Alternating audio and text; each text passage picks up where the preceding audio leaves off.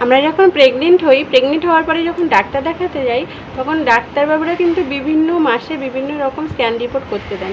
আমাদের উচিত সেই সমস্ত স্ক্যান রিপোর্টগুলো ঠিকঠাকভাবে করা, তাহলে কোনো রকম কোনো প্রবলেম থাকলে আগে থেকেই আমরা বুঝতে পারি। বিভিন্ন রকম স্ক্যান রিপোর্ট যেমন দেন, স্ক্যান রিপোর্টের সঙ্গে অনেক কিন্তু রক্ত রিপোর্টও দেন। তো আমাদের উচিত যে এগুলো সব স্ক্যান রিপোর্টগুলো ঠিকঠাক মতন করা। অনেকে আছে যে আমরা গাফিলতি করি, কিংবা অনেকে প্রবলেম হয় অনেক রকমের, হয়তো স্ক্যান রিপোর্টগুলো করতে পারে না ঠিকঠাক মতন। কিন্তু তাদের যদি বেবি কোনো প্রবলেম থাকে, তাহলে কিন্তু তারা আগে থেকে বুঝতে পারে না। স্ক্যান রিপোর্টগুলো করলে কি হয়, আগে থেকে তো অনেক কিছু বোঝা যায়। Hello viewers, welcome back to my channel Tumpa Dutta lifestyle and makeover. কেমন আছো সবাই? আশা করছি সবাই খুব ভালো আছো, আর আমিও ভালো আছি। তো চলে এসেছি আজকে আবার একটা ভিডিও নিয়ে। তো আমি আজকে বলবো যে আমার প্রেগনেন্সিতে আমি কি স্ক্যান রিপোর্ট করেছিলাম। স্ক্যান রিপোর্টের ডিটেলসটা আজকে তোমাদের আমি বলবো। প্লাস তোমরা দেখতে পাবে আমার প্লাজেন্টা কী ছিল, কিংবা আমার ছেলের হার্টবিট কী ছিল। আমি আজকে সব তোমাদের দেখাবার, স্ক্যান রিপোর্টগুলো কাছে নিয়ে রেখেছি তোমাদের দেখাবো বলে। তো সবার প্রথমে আমি কিছু প্রশ্নের তোমাদের উত্তর দিই। তোমরা সবাই প্রশ্ন করে যে তোমার সিমটমের সঙ্গে আমার সিমটম মিলে গেছে। আমি যে অনেক রকম সিমটম, ছেলে বেবি সিমটম নিয়ে অনেক ভিডিও দেয়া আছে, তোমরা সেটাকে অনেকেই বলো যে তোমার সিমটমের সঙ্গে আমার সিমটম মিলে গেছে, ডাক্তার বলেছে মেয়ে হবে। তো আমি কিন্তু সব ভিডিও সবার প্রথমেই বলে দিই যে আমার যেইগুলো হয়েছে, সবার শরীর তো এক নয়, আমার যেইগুলো হয়েছে সিমটম, আমি সেইগুলোই তোমাদের সঙ্গে শেয়ার করি। এবার সেগুলো কার কার সঙ্গে মিলছে, এবার সবার শরীর এক নয় যেহেতু, কিন্তু সবার সঙ্গে এক হবে না। তো বেশিরভাগ ক্ষেত্রে, আমি বারবার বলি, বেশিরভাগ ক্ষেত্রে কিন্তু একই হয়, আবার কিছু ক্ষেত্রে আলাদা হয় সবার। আর আমাদের ইন্ডিয়াতে যেমন মানে আগে বলে দেয় না রিপোর্টস করে, স্ক্যান রিপোর্টগুলো করে, অনেক দেশে আছে যে আগে বলে দেয় ছেলে বেবি হবে না মেয়ে বেবি হবে। আমাদের ইন্ডিয়া কিন্তু বলে দেয় না। তো সবাই অনেকটা বোঝার চেষ্টা করে সিমটম দেখে। আমি অনেক দেখতাম যে কার সঙ্গে আমার সিমটম মিললো, কোনটা বেশি মিললো, বেশিরভাগ ক্ষেত্রে মিললো কি না, এগুলো কিন্তু আমিও অনেক ভিডিও দেখতাম। তো আমার যেইগুলো হয়েছে মেয়ের বেলায় ছেলের বেলায়, আমি কিন্তু সেইগুলোই তোমাদের শেয়ার করি। তোমরা অনেকে প্রশ্ন করো, দিদিভাই কবে থেকে নাভি পরিবর্তন হতে শুরু করে? আমার তো 7-8 মাস পর থেকে নাভি পরিবর্তন হতে শুরু করেছিল। আমার বেবি বাম্প যেহেতু খুব একটা বেশি বড় হয়নি, এবার কারো হয়তো একটু আগে থেকে হয়, যার মানে বেবি বাম্পের সঙ্গে সঙ্গে কিন্তু নাভিটা চেঞ্জ হতে শুরু করে। বেবি বাম্প আস্তে আস্তে যত বড় হবে, নাভিটা কিন্তু সেরকমভাবেই পরিবর্তন হবে। আমাকে আরেকজন প্রশ্ন করেছিল যে দিদিভাই এই টাইমে কি কোমরে পায়ে ব্যথা হয়? হ্যাঁ, প্রেগনেন্সিতে কোমরে পায়ে ব্যথা হবে। এটা 80% মহিলাদের কমন সমস্যা। সব রকম বেবির বেলায় কিন্তু কোমরে পায়ে একটু ব্যথা হয়। মানে শরীরের ওজনটা যত বাড়তে শুরু করে আস্তে আস্তে, মানে তোমার শরীরে তো বেবির ওজনও থাকে, সেই জন্য হয়তো পায়ে কোমরে যন্ত্রণাটা বাড়তে থাকে। তোমরা আমাকে অনেকে জিজ্ঞেস করো যে বুকের কালো দাগটা নিয়ে। এই নিয়ে আমার চ্যানেলে একটা ভিডিও আসতে চলেছে, তোমরা চাইলে দেখে নিতে পারো। মানে এই দাগটা কবে হয়, কবে থেকে হয়, কেন হয়, সব বৃত্তান্ত নিয়ে একটা ভিডিও আমার চ্যানেলে আসতে চলেছে। তোমরা প্লিজ যারা এখনও আমার চ্যানেলটা সাবস্ক্রাইব করোনি, প্লিজ সাবস্ক্রাইব করে রেখে দিও। তো বেশি বক না করে চলো তোমাদের এখন দেখাবো আমার রিপোর্টসগুলো। এই যে রিপোর্টস নিয়ে আমি বসে পড়েছি। তোমরাও তাড়াতাড়ি ঝটফট করে রিপোর্টস নিয়ে আমার সঙ্গে বসে পড়ো। কার কার সঙ্গে আমার সঙ্গে মেলে সেটা অবশ্যই কমেন্ট বক্সে তাড়াতাড়ি জানিয়ে দেবে যে কার কার রিপোর্টের সঙ্গে আমার ছেলের রিপোর্টসটা মিললো। ঠিক আছে? তোমাদেরকে আমি বারবার বলছি, তোমরা কিন্তু একটু কষ্ট করে হলেও রিপোর্টসগুলো সব করিয়ে নেবে। কেন কি কোনো প্রবলেম থাকলে আগে থেকেই জানতে পারবে, পরে অনেকে হয়তো টাকার সমস্যার জন্য করে না, কিংবা অনেকে আছে গাফিলতিতেও করে না। কিন্তু আগে থেকে যারা গাফিলতি করো, পরে যদি বেবির কোনো সমস্যা হয় তাহলে তো মানে নিজের কষ্ট হবে, আর সাথে বেবিটারও কষ্ট হবে।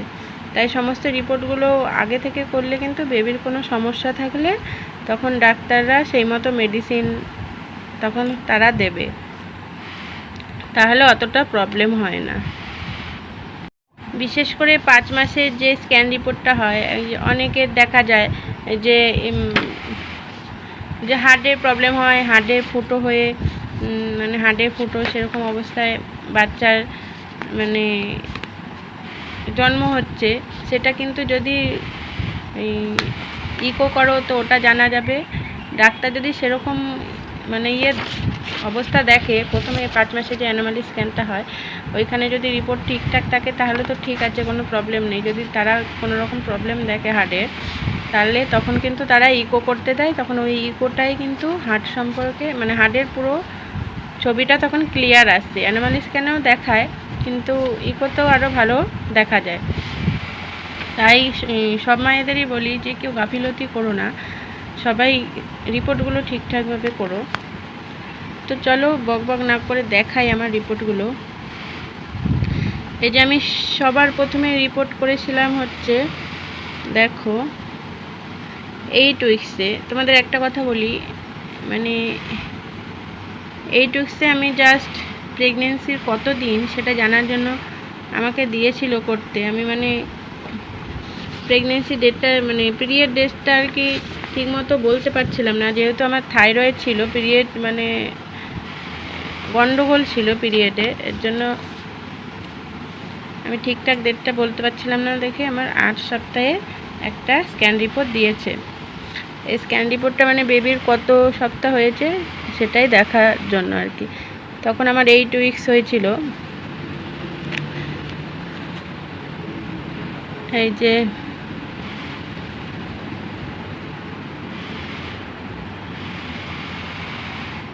এই 8 উইক্সে কিন্তু আমার বেবির হার্টবিট চলে এসেছিলো। এই যে হার্টবিট, এই যে 8 উইক্সে আমার বেবির এই যে টোটাল হার্ট রেট কত 174 BPM। প্রথমে কিন্তু অনেক বেশি, দেখো 174। অনেকে বলে নাকি বেশি থাকলে মেয়ে হয়। আমার ছেলের স্ক্যান রিপোর্টগুলো প্রত্যেকটা দেখবে, তাহলে দেখবে যে কীরকম ছিল। তোমরাও তোমাদের স্ক্যান রিপোর্টের সঙ্গে মিলিয়ে দেখবে যে আমার সঙ্গে কার কার মিলছে।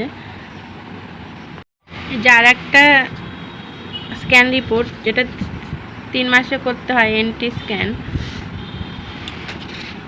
সেটাতে এই যে সব কিছুই নর্মাল এসছে। যে প্লাজেন্টা, দেখো প্লাজেন্টা কী ছিল, পোস্টেরিয়ার ওয়াল। আমার কিন্তু মানে প্রথম থেকে শেষ পর্যন্ত আমার ভিডিওতেও দেওয়া আছে। তা হাওয়া দিচ্ছে, সব উড়ে যাচ্ছে। প্রত্যেকটা ভিডিওতেই মানে এর আগে যে রিপোর্টসের ভিডিও দেওয়া ছিল সেগুলোতে কিন্তু আমি দেখিয়েছিলাম যে আমার প্রত্যেকটা স্ক্যান রিপোর্টে কিন্তু পোস্টেরিয়ার ওয়াল ছিল প্রথম থেকে শেষ পর্যন্ত। এটাতে আবার দেখো ফোটাল হার্ট রেটটা কী ছিল, সরি ফোটাল বলে ফেলছি, ফেটাল হার্ট রেট হবে। ফেটাল হার্ট রেট হচ্ছে গিয়ে 164 BPM। দেখেছো, আগেরটা ছিল 174, দেখলাম 164, 10 কমেছে এটায়। এই যে অনেকে আমার এলএমপি ডেটটা জানতে চাই, যে এলএমপি ডেট দেখো 7/7/2023, আর ওনারা ইডিডি ডেট দিয়েছিল 11/4/2024। আর এনটি স্ক্যান মানে হচ্ছে গিয়ে এই যে মানে ঘাড়ের কাছে একটা জেলি মতন হয় বেবির 3 মাসে। এনটি স্ক্যানটা করতে হয় 3 মাসে, 3 থেকে 3.5 মাসের মধ্যে। মানে বেবির ঘাড়ের কাছে যে একটা জেলি টাইপের হয়, সেইটা কীরকম পরিমাণ আছে, মানে যত কম থাকবে তত ভালো। 1.1 mm এটা ঠিক আছে, কিন্তু এর চেয়ে যদি বেশি হয় তাহলে কিন্তু সেটা প্রবলেম হয়। নেজাল বোন ভ্যাসুলাইজ, মানে নেজাল বোন ভ্যাসুলাইজ মানে ঠিক আছে এটা বলছে।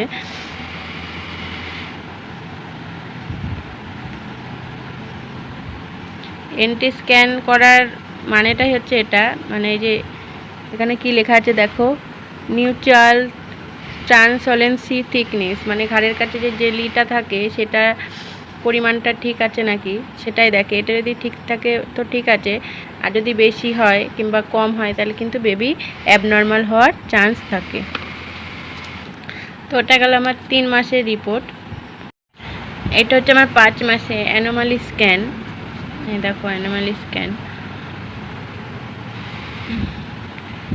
অ্যানোমালি স্ক্যানে দেখো সবই ঠিক আছে মোটামুটি। এখানে দেখো প্ল্যাসেন্টা পোস্টেরিয়র, তোমরা অনেকেই প্রত্যেকটা ভিডিওতেই প্রায় প্রশ্ন করো প্ল্যাসেন্টা কী দিদিভাই, প্ল্যাসেন্টা কী, আর আমি প্রত্যেকটা ভিডিওতেই বলে বলে মুখ ব্যথা করে ফেলি আমার প্ল্যাসেন্টা পোস্টেরিয়র। এই দেখো এই ভিডিওটা দেখিয়ে দিলাম একদম পোস্টেরিয়র ওয়াল, মানে সব কটায় আমার পোস্টেরিয়র ছিল প্রথম থেকে শেষ অবধি। আমার কিন্তু সব কিছুই ঠিকঠাক ছিল, কিন্তু অ্যানোমালি স্ক্যানে আমার একটা প্রবলেম এসছে, সেই জন্য আমি আর কি নর্মাল ডেলিভারিটা করাতে চাইনি। এছাড়া আমার সব কিছুই ঠিকঠাক ছিল।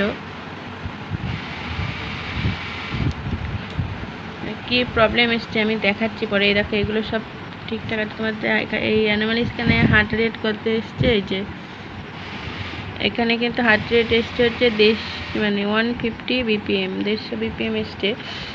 এটা একটু কম, আমার কিন্তু 150 থেকে আর নিচে নামেনি, আমার ভিডিওতে বলেছি এর থেকে কিন্তু আমার নিচে নামেনি, সব সময় এইটাই লাস্ট আর কি, এ পর্যন্ত ছিল।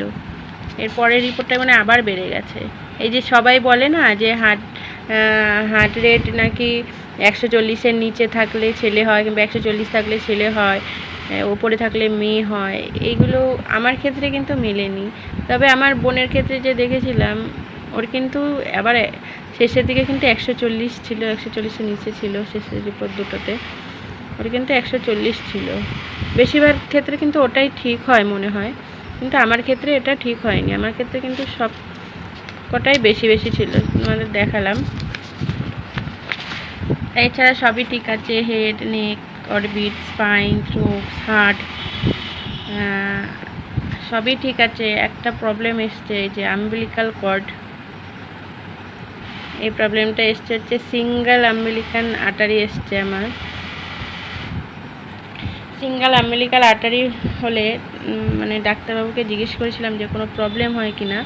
ডাক্তারবাবু তখন বলেছিলেন যে বেশিরভাগ ক্ষেত্রে 75% ক্ষেত্রে হচ্ছে প্রবলেম হয় না, কিন্তু 25% ক্ষেত্রে চান্স থাকে কিছু না কিছু প্রবলেম হওয়ার, হয় হার্টের প্রবলেম হয়, না হলে যোনিতে প্রবলেম হয়, মানে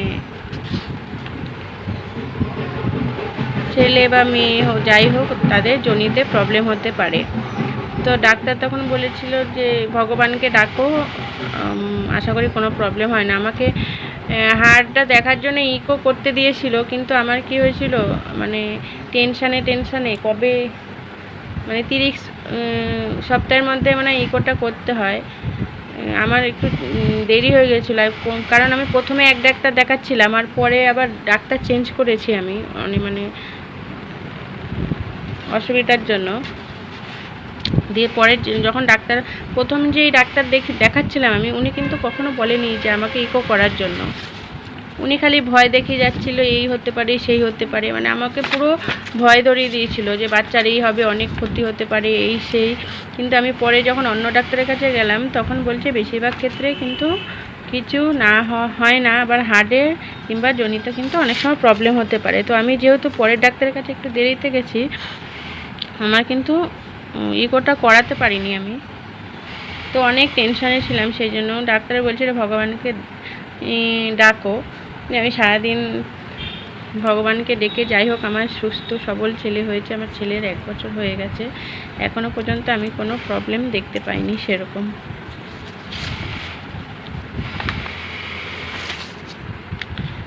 আর এই যে 9 মাসে যেটা করেছি কালার ডপলার, এই যে দেখো কালার ডপলারে কিন্তু কত এসছে, দেখো হার্টবিটটা দেখো 154, এখানে আবার বেড়ে গেছে। তাহলে দেখলে তো যে হার্টবিট বেশি থাকলে ছেলে হয় না মেয়ে হয়। ছেলেদের ক্ষেত্রেও কিন্তু অনেক সময় হার্টবিট বেশি থাকে, সব সময় কম থাকলেই যে ছেলে হবে কিংবা বেশি থাকলে মেয়ে হবে সেরকম কোনো ব্যাপার না। এই যে ফোটাল, আর মুখ থেকে শুধু ফেটাল ফেটাল বেরিয়েছে, ফেটাল দেখো। আমার পজিশনটা কিন্তু আমার শৈপালিক পজিশন চলে এসেছিলো। শৈপালিক পজিশন থাকলে কিন্তু নর্মাল ডেলিভারির সম্ভাবনাটা খুব বেশি হয়। শৈপালিক পজিশনটা আমার কিন্তু শৈপালিক পজিশনেই ছিল, বললাম না আমার সব কিছুই ঠিক ছিল, আমি খালি ওইটা প্রবলেম এসছে দেখে আমি ভয়েই, এর জন্য ডাক্তারবাবু বললেন সিজার করিয়ে নিতে, আমিও করিয়ে নিলাম। আর একটু সমস্যা হয়েছিল আমার, কিন্তু 1 মাস আগে আমার বেবি হয়ে গেছে, একটু আমার শারীরিক সমস্যা হচ্ছিল। এই দেখো শৈপালিক পজিশন। তা কার কার এরকম 9 মাসে যদি শৈপালিক পজিশনে চলে আসে তোমাদের, তোমরা কিন্তু তাহলে নিশ্চিন্তে মনে নর্মাল ডেলিভারি করাতে পারো। এখানেও দেখো প্লাজেন্টা পোস্টেরিয়র ওয়াল, এই যে লিকুয়ার মানে হচ্ছে তরলটার পরিমাণ কতটা আছে, সব ঠিকঠাক আছে নাকি। আমার মোটামুটি সব রিপোর্টই ঠিক ছিল, খালি ওটাতে প্রবলেম চলে এসেছিলো। তো যাই হোক, আমি যতটা পারলাম তোমাদের রিপোর্টটা দেখালাম। আমার ছেলে এখন ঘুমোচ্ছে, ওই জন্য পুরো একদম প্রথম থেকে ডিটেলসে দেখাতে পারিনি, মানে সব কিছু আর কি। তাও আমি যতটা চেষ্টা করেছি সব কিছু দেখানো। আর তোমাদের কার কার সঙ্গে আমার রিপোর্টটা মিলেছে প্লিজ কমেন্ট করে জানিও। আর তোমাদের আজকে দেখিয়ে দিলাম যে আমার ছেলে বেবির রিপোর্টসগুলো। তো ভিডিওটা কেমন লাগলো, যদি ভালো লেগে থাকে আমার চ্যানেলটা অবশ্যই সাবস্ক্রাইব করে দিও। আর সবাই ভালো থেকো, সুস্থ থেকো। আর সকল হবু মায়েদের আমার তরফ থেকে অনেক অনেক অনেক শুভেচ্ছা। সবাই সাবধানে থেকো, সুস্থ থেকো, টাটা।